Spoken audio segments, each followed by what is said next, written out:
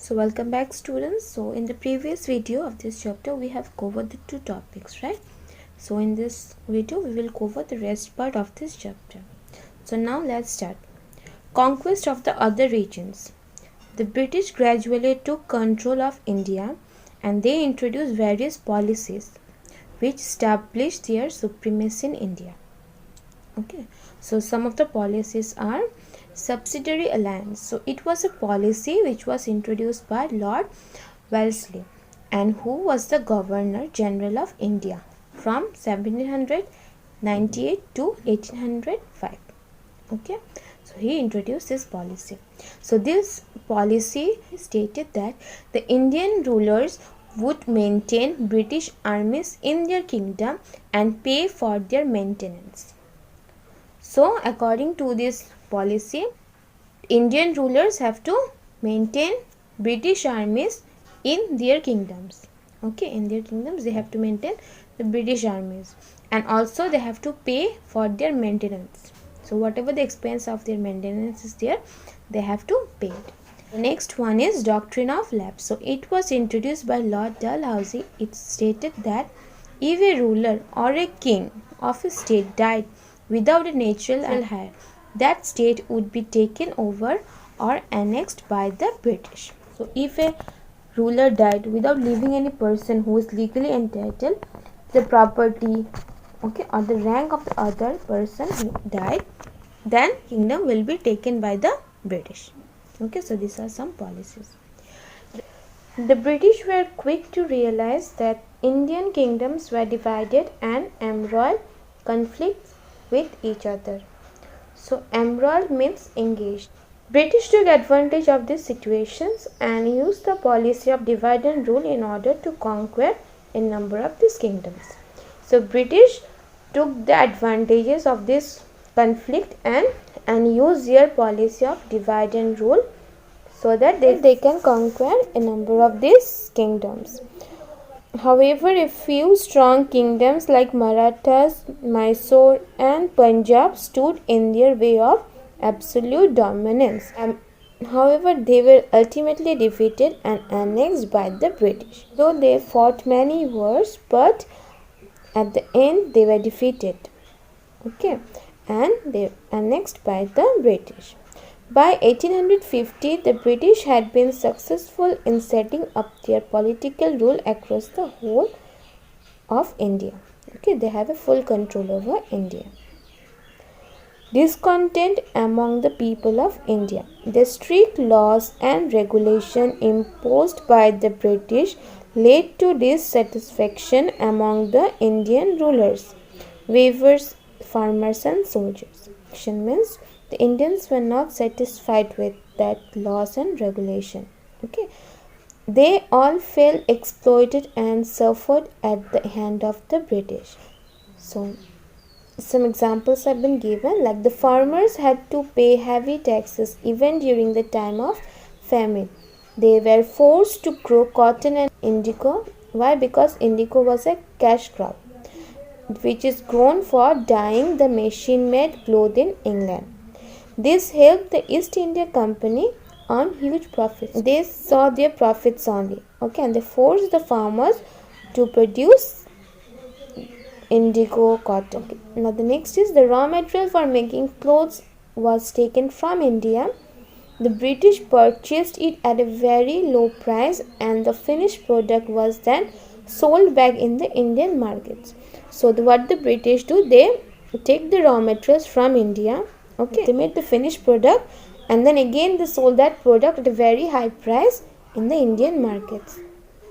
The Indian weavers suffered heavy losses as they could not compete with the factory-made cloth which was of better quality. Handloom industry suffered and the weavers and cotton cultivators became poor and jobless. So these are some of the reasons which create dissatisfaction among the Indians. The uprising of 1857. Besides the farmers and the weavers, the Indian soldiers were also dissatisfied. The anger of Indian soldiers was collectively expressed in the uprising of 1857, which is also known as the Revolt of 1857. So why were they dissatisfied? Let us know. Causes. The Indian soldiers were extremely unhappy. Why? Because they were treated unjustly by the British officers.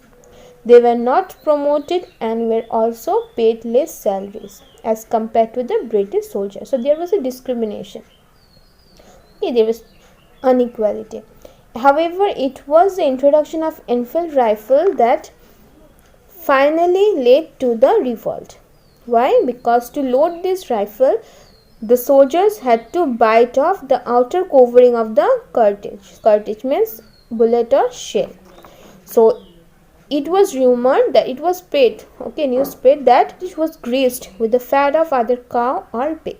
So it hurts the religious sentiments of both Hindus and Muslim soldiers. So they refused to use this bullet and revolted against the British. And this revolt was started on May 10 in Meerut. The soldiers in Meerut shot down their British superiors and took over Meerut. The revolt then spread to Delhi, Kanpur, Lucknow, Jhansi and many other parts of India. Many leaders such as Nana Sahib, Rani Lakshmibai, Begum Hazrat Mahal, Tatya led the revolt in different regions of India. They were leading the revolt in different regions. The revolt was crushed by the British as they had better weapons and were more organized. So, as British had better weapons as compared to the Indian, crushed the revolt. Outcome. So what was the reason? So although the revolt was started by the soldiers, it awakened the Indian people and made them realize the importance of freedom. Means a sense of awareness rises in the mind of Indian people. People belonging to different religions came together to fight for one cause. The revolt of 1857 was also called the First War of Independence. The revolt led to the downfall of the British East India Company, and the administration of the India came directly under the British Crown. Queen Victoria was declared as the Empress of India, and Viceroy Lord Canning was appointed as Governor of India. So this revolt led to the downfall of English East India Company in India. Now, social and religious reformers.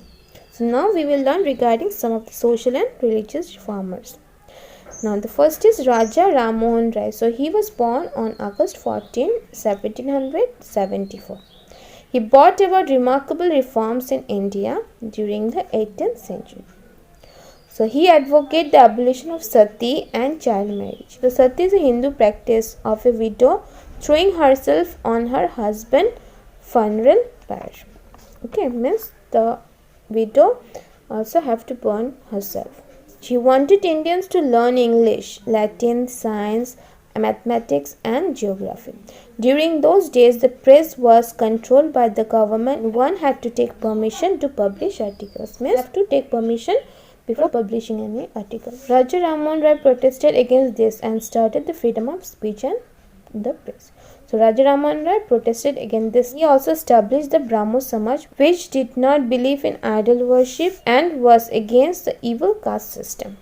Like lower caste, upper caste. So the next is Swami Dayanand Saraswati. So he was born on February 12th, 1824. He was a great social reformer and protested against idol worship, caste system and advocated women's education and their right to read religious texts. He revived the education system and promoted education for all. So according to him, everyone should get educated.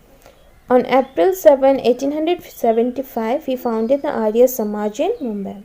He wanted the Hindus to move away from the false belief and superstitions. Superstition means a widely held but irrational belief in supernatural influences, especially as leading to good or bad luck. And follow good habits. He believed that the Vedas were the source of true knowledge and everybody should not just read but also propagate them. Ishwar Chandra Vidyasagar. So he was born on September 26, 1820. He was a great scholar and reformer. So he initiated the concept of widow remarriage and also fought against child marriage. He opposed the system of education which was exclusively reserved for Brahmins. He propagated that the door of educational institution should be open for all. Okay, there should not be any discrimination in any caste. Okay, now the next one is Swami Vivekananda and Syed Ahmed Khan. So they were also major social reformers. Syed Ahmed Khan was a major supporter of spreading education among the Muslim masses. He was a major supporter for spreading the importance of education among the Muslim community. Okay, so these are some of the social and religious reformers. So this is all about this chapter. So I hope students, you will go through both the videos, and that's all for today's class. Thank you.